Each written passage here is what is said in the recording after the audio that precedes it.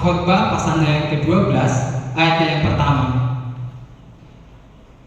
Pengkhotbah pasal yang ke-12 ayat yang pertama.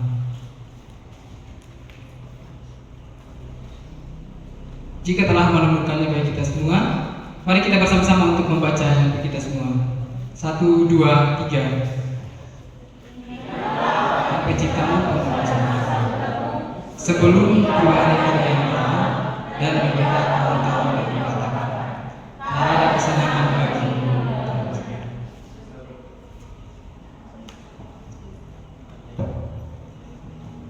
Saudara-saudari yang dikasihi Tuhan, cukup banyak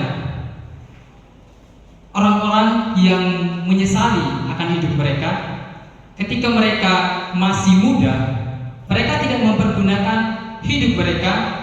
Ketika masa tua, mereka menyesali akan hidup mereka, karena di masa tua, masa muda mereka tidak mempergunakan hidup mereka untuk melayani Tuhan. Teman-teman, di sore hari ini saya mengambil sebuah tema, yaitu masa mudamu jangan sia-siakan. Masa mudamu jangan sia-siakan. Mengapa saya katakan demikian? Seperti yang saya katakan tadi kepada saudara-saudara sekalian, bahwa ketika masa muda, banyak orang yang tidak mempergunakan masa mudanya untuk melayani Tuhan, sehingga pada masa tuanya mereka menyesali dalam kehidupan mereka karena mereka tidak pergunakan masa muda mereka untuk melayani Tuhan. Mereka lebih mengikuti kehendak mereka sendiri, karena ketika masih muda mereka lebih condong mengikuti apa keinginan mereka dan kemauan mereka, sehingga ketika pada masa tua mereka itu menyesali apa yang telah mereka lakukan ketika mereka telah tua. Ketika mereka masih muda, mereka tidak pergunakan waktu untuk melayani Tuhan. Teman-teman semua dan kakak semuanya, di malam hari ini kita belajar bahwa bagaimana ketika kita masih muda mempergunakan waktu yang ada itu untuk melayani Tuhan. Banyak orang, katakan tadi, bahwa banyak orang yang setelah mereka tua, mereka menyesali apa yang pernah mereka lakukan. Sebenarnya ketika mereka masih muda, ketika mereka mempergunakan waktu yang baik, mereka tidak menyesali apa yang mereka lakukan. Banyak orang juga mengomentari diri mereka ketika mereka masih tua. Mereka berkata demikian, hidup saya sudah terlambat, tidak ada gunanya lagi diri saya. Banyak orang berkomentar pada diri mereka sendiri, tetapi mereka tidak menyadari bahwa pada semuanya itu sudah menyesal. Di dunia sekuler sudah banyak yang demikian, bahwa banyak orang yang mengatakan dalam kehidupan saya, dan bahkan mereka mengomentari diri mereka bahwa mereka itu sudah terlambat, diri mereka tidak ada artinya lagi dalam diri mereka. Tetapi kita dalam kekristenan tidak demikian. Memang penyesalan ada, tetapi di dalam kekristenan, di dalam Tuhan tidak ada kata penyesalan dan kata terlambat. Tetapi ketika kita mendapatkan penyesalan dalam kehidupan kita, ketika kita datang kepada Tuhan, maka Tuhan selalu bersedia bagi kita. Itulah kekristenan. Maka itu ketika kita masih muda, kita pergunakan waktu yang ada itu untuk melayani Tuhan. Saudara-saudari yang dikasihi Tuhan, saya memberikan ilustrasi kepada saudara-saudari. Ada sebuah ilustrasi. Ada seorang pemuda dan ada seorang pendeta. Seorang pendeta ini memberitahu kepada pemuda bahwa pemuda ini adalah seorang mahasiswa. Dia sudah mahasiswa, sudah tahap akhir, dia sudah semester 7, dia sudah dikatakan sudah menyusun proposal. Pada saat itu, seorang pendeta ini menawarkan seorang pemuda untuk menjadi ketua pemuda. Ketika pendeta menawarkan seorang pemuda ini untuk menjadi ketua pemuda, seorang pemuda menjawab demikian, saya menyusun proposal, masih banyak tugas yang saya harus kerjakan, saya belum bisa untuk menjadi ketua pemuda. Ketika berjalannya waktu, 5 tahun kemudian, seorang anak muda ini sakit parah. Dia tidak bisa bangun, dia tidak bisa duduk, dia hanya tertidur saja di dalam tempat tidur.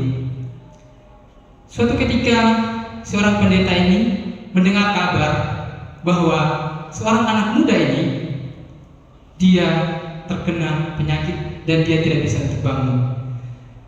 Seorang pendeta, dia datang ke rumah seorang pemuda itu membawa bunga yang layu. Dia membawa bunga yang layu.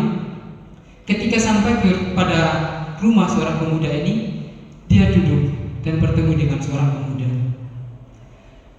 Seorang pendeta ketika bertemu dengan seorang pemuda berkata demikian kepada pendeta, "Pak, tolong saya, doakan saya supaya saya sembuh dan saya ingin untuk melayani Tuhan. Saya rindu untuk melayani Tuhan." Pada saat itu pendeta memang mendoakan dia untuk kesembuhan, karena seorang pendeta pasti akan mendoakan dia. Tetapi ketika pulang, seorang pendeta ini masih memegang bunga yang layu itu, Nah, ketika seorang pendeta memegang bunga yang layu dan ingin pulang, seorang pemuda ini bertanya kepada pendeta, dia menahannya, "Pak, apa maksud Bapak membawa bunga yang layu ini?" Terus Pak Pendeta menjawab kepada pemuda ini, "Ketika 5 tahun sebelumnya, ketika saya meminta untuk menjadi seorang ketua pemuda, kamu tidak mau. Tetapi ketika sekarang, ketika kamu sudah berada di ujung tombak, dalam ujung kematian, kamu maunya melayani Tuhan. Ketika kamu masih kuat, kamu tidak mau untuk melayani Tuhan. Maka inilah tandanya bahwa Tuhan tidak mau menyisakan waktu untuk Tuhan, tetapi yang Tuhan mau menyediakan waktu untuk Tuhan." Nah, untuk itu, dari ilustrasi ini, Tuhan mau ketika kita masih muda, kita mempergunakan segala sesuatu yang kita lakukan untuk melayani Tuhan atau untuk memuliakan Tuhan. Itu yang dimaksudkan sesuai dengan ilustrasi ini. Saudara-saudara yang dikasihi Tuhan, yang menjadi pertanyaan bagi kita, bagaimana caranya agar hidup kita atau masa muda kita tidak sia-sia? Di balik nasihat di atas ada 3 cara yang harus kita sadari pada masa muda kita agar tidak sia-sia. Ada 3 cara yang harus kita sadari agar masa muda kita tidak sia-sia. Yang pertama-tama yang kita sadari, kita adalah manusia yang lemah.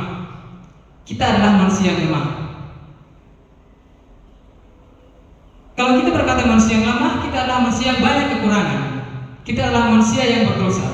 Ketika kita merasakan bahwa kita adalah manusia yang berdosa dan kita manusia yang banyak kekurangan, karena kita merasakan bahwa kita adalah manusia yang lemah, kita membutuhkan pertolongan Tuhan. Kenapa saya katakan demikian? Ketika kita masih muda, kalau kita berjalan dengan sendirinya, kita tidak akan bisa mampu. Seperti yang saya katakan sesuai ilustrasi tadi, seorang anak muda kalau dia memang mengandalkan kekuatannya sendiri, tidak akan bisa mampu tanpa Tuhan. Demikian pula dengan kita, karena kita adalah makhluk yang lemah, bahwa kita adalah manusia yang berdosa. Untuk itu kita membutuhkan pertolongan Tuhan dalam kehidupan kita. Di dalam Yesaya 50 ayat yang ke-7 di sana mengatakan, "Tetapi Tuhan Allah menolong aku, karena itu aku tidak mendapat noda." Yesaya menyadari dia adalah orang yang lemah, dia adalah orang yang berdosa, dia adalah orang terbatas. Dia pun dikatakan dia adalah nabi. Dia adalah nabi, tetapi dia merasakan diri dia adalah orang yang lemah. Tetapi dia meminta pertolongan Tuhan sehingga dia terhindar dari noda. Bagaimana dengan kita? Kita sebagai makhluk yang lemah, kita membutuhkan pertolongan Tuhan dalam kehidupan kita sehingga kita bisa mampu untuk melewati apa yang kita lewati. Seperti yang dikatakan oleh Yesaya mampu untuk melewati semua itu karena pertolongan Tuhan. Dia meminta pertolongan Tuhan, dia tidak mengandalkan kemampuan sendiri.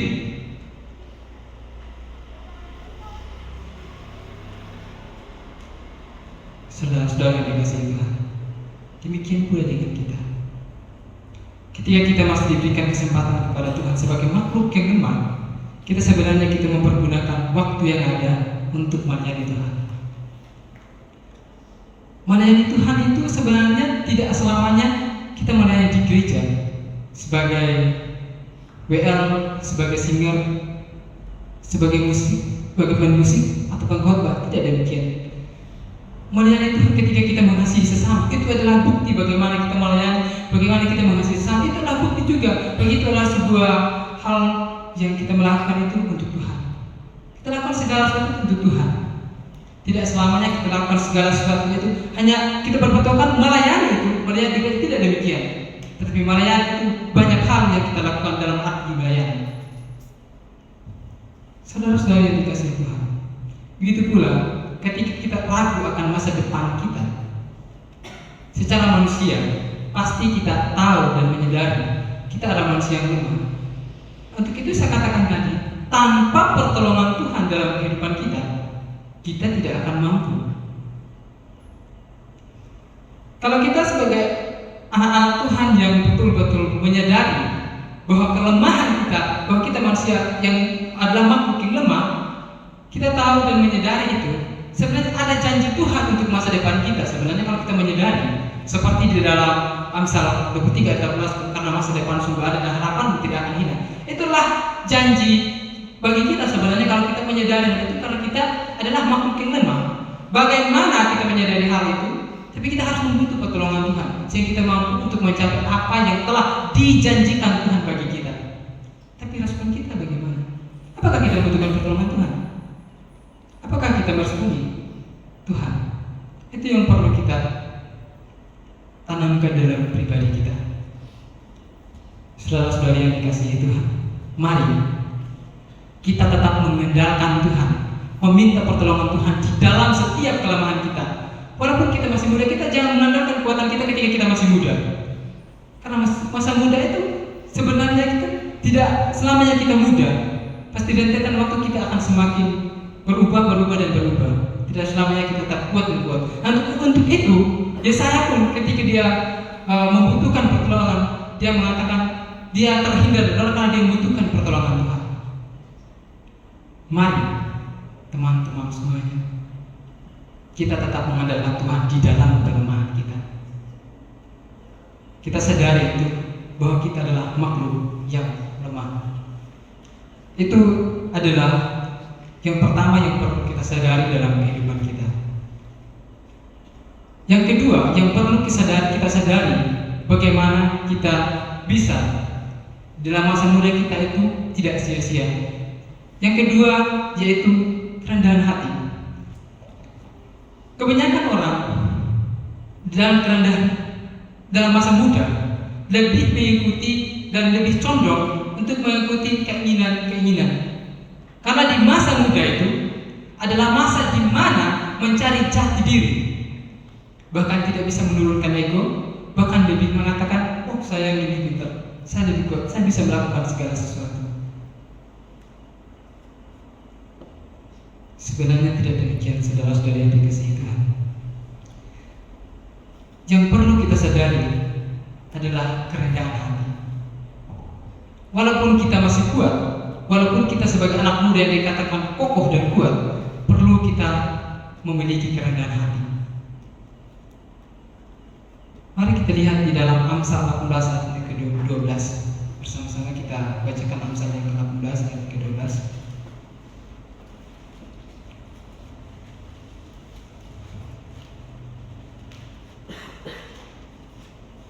Mari kita baca bersama-sama. 1, 2, 3. Tinggi hati mendahului Tuhan, tetapi kerendahan hati mendahului kehormatan. Ini sangat jelas. Ketika kita meninggikan diri kita, mempertahankan ego kita, maka kita dapat dikatakan kita menghancurkan diri kita. Kenapa? Tuhan sebenarnya mengajarkan kita untuk merendahkan diri, untuk memiliki kerendahan hati. Kan di sini mengatakan kerendahan hati mendahului kehormatan. Kita perlu ketahui apa sih sebenarnya kerendahan hati. Kerendahan hati adalah sikap bijak di mana seseorang memposisikan dirinya agar tidak merasa lebih penting atau benar daripada orang lain. Itu adalah kerendahan hati. Dia tidak pernah mengatakan dia tidak mau lebih dari orang lain, dan bahkan dia tahu memposisikan diri. Itu adalah kerendahan hati.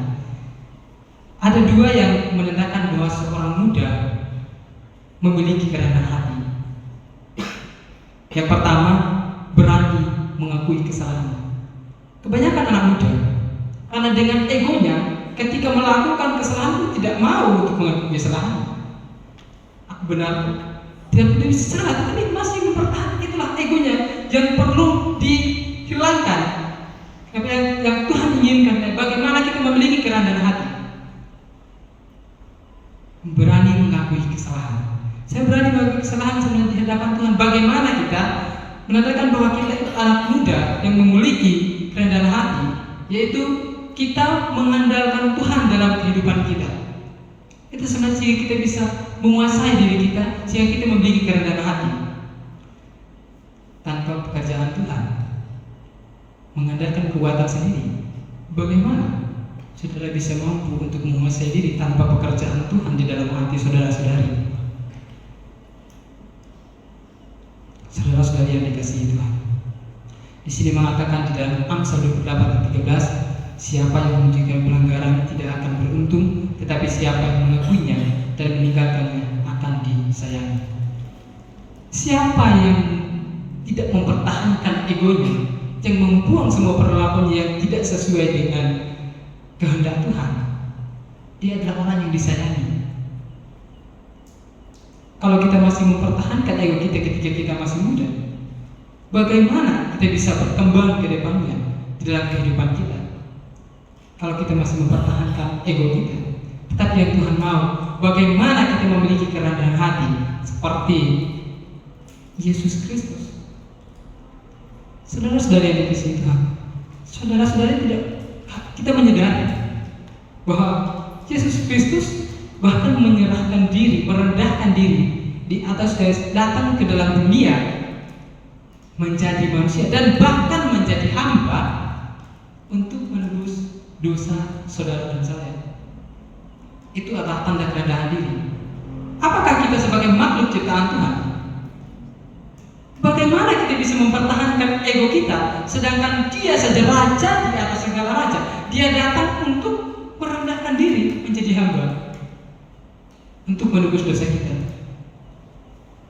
Tetapi kita masihkah kita mempertahankan ego kita?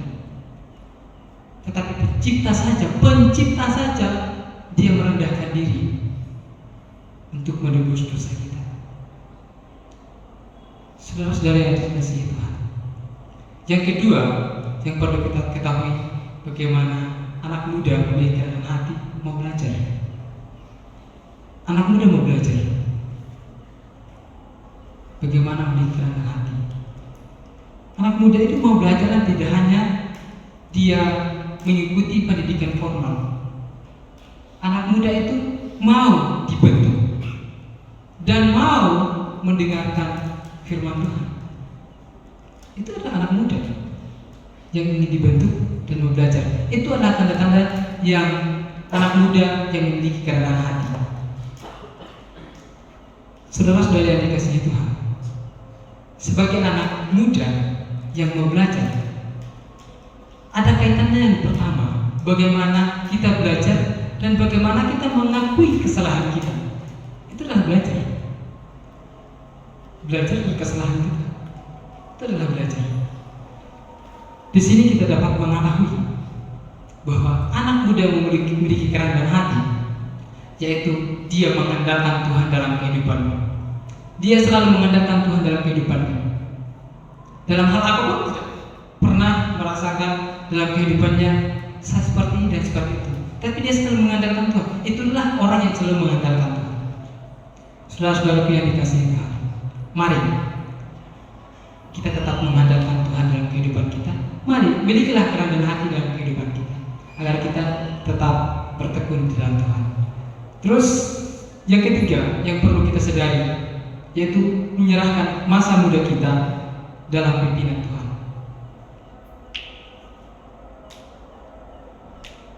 Biarlah Tuhan yang bertahta di hati kita, yang memerintah di hati kita, sehingga kita dapat menguasai diri kita. Ketika Tuhan yang bertahta di hati kita, ketika Tuhan yang menguasai hidup kita, kita dapat mengontrol diri kita karena ada Tuhan di dalam pribadi kita. Nah, untuk itulah ketika kita masih muda, kita memberi diri kita untuk dipimpin oleh Tuhan. Saudara-saudara yang dikasihi Tuhan, artinya di dalam kehidupan kita menyerahkan diri kita kepada Tuhan, dan bahkan kita menyerahkan setiap ambisi, setiap keinginan kita dalam kehidupan kita meninggalkan semuanya itu. Dan bahkan juga kita menyerahkan segala sesuatunya itu yang telah kita lakukan, dan kita menyerahkan dan tunduk di hadapan Tuhan.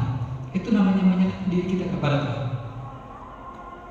Saudara-saudara yang dikasihi Tuhan, yang perlu kita sadari bahwa hidup kita bukan milik kita lagi. Hidup kita bukan milik kita lagi, tetapi kita hanyalah wadah untuk menjadi cahaya yang bersinar di dunia ini. Saudara Paulus mengatakan demikian, hidup bukan milik kita lagi, karena kita tahu bahwa Tuhan telah membaharui hidup kita dan telah menebus dosa kita.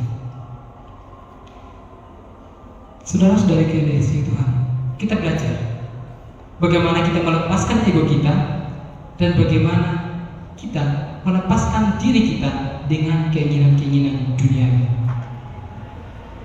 Itu yang perlu kita ketahui, bahwa marilah kita mengadopsi diri kita taat kepada Tuhan sebagai sumber yang dapat menolong kita. Seperti yang saya katakan tadi, bahwa ketika kita di dalam kelemahan, memiliki kelemahan, kita membutuhkan pertolongan Tuhan.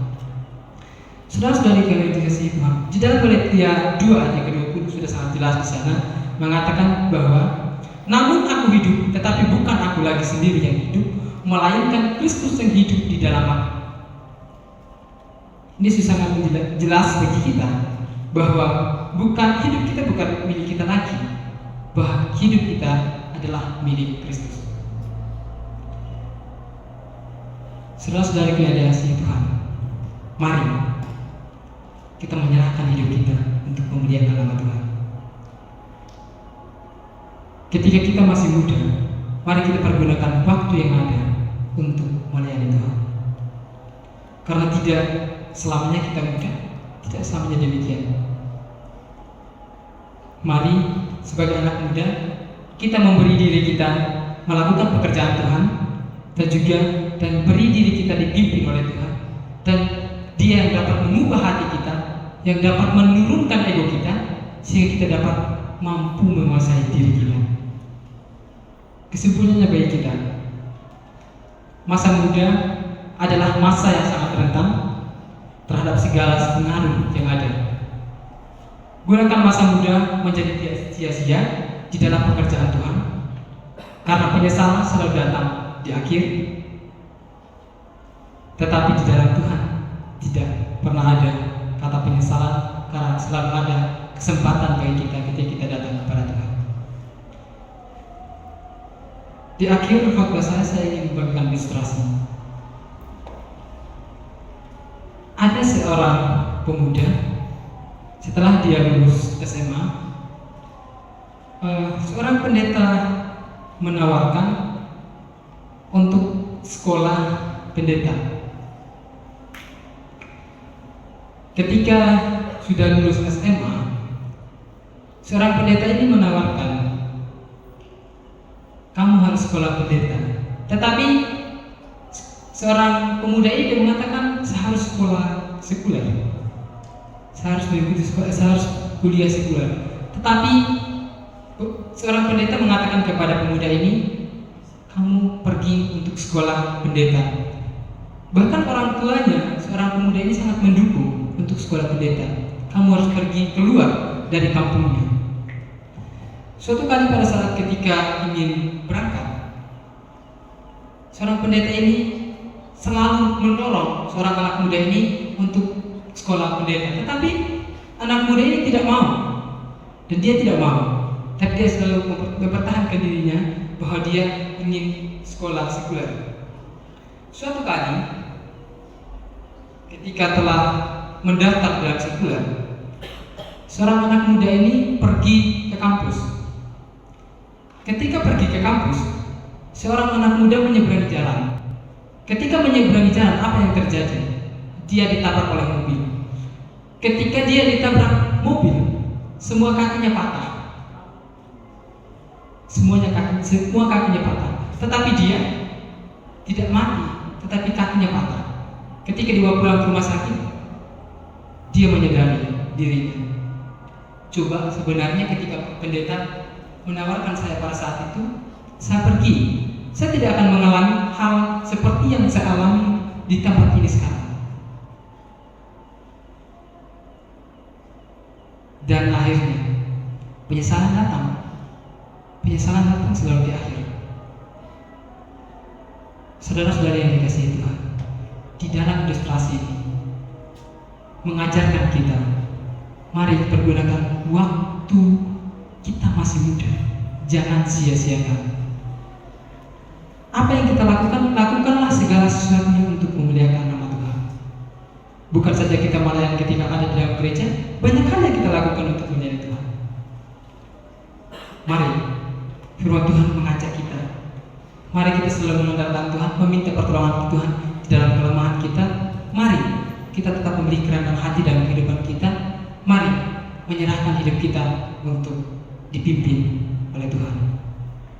Mari tundukkan kepala, kita berdoa kepada Tuhan. Terima kasih ya Tuhan Yesus. Kami telah mendengarkan kebenaran firman-Mu. Firman-Mu dapat mengubah kami ketika kami dapat menerima Engkau di dalam hati kami. Kami rindu di dalam masa muda kami untuk melayani Engkau. Pakai kami ya Tuhan Yesus, walaupun di dalam kelemahan kami. Untuk itu kami membutuhkan pertolongan Tuhan di dalam kehidupan kami, agar kami tetap Engkau pakai dalam kehidupan kami. Bagaimana kami ingin melayani Engkau. Firman-Mu mengajarkan kami di malam hari ini ya Tuhan Yesus. Biarlah menjadi pedoman ketika kami melangkah, bahkan untuk menata masa depan kami, bahwa firman-Mu menuntun kehidupan kami.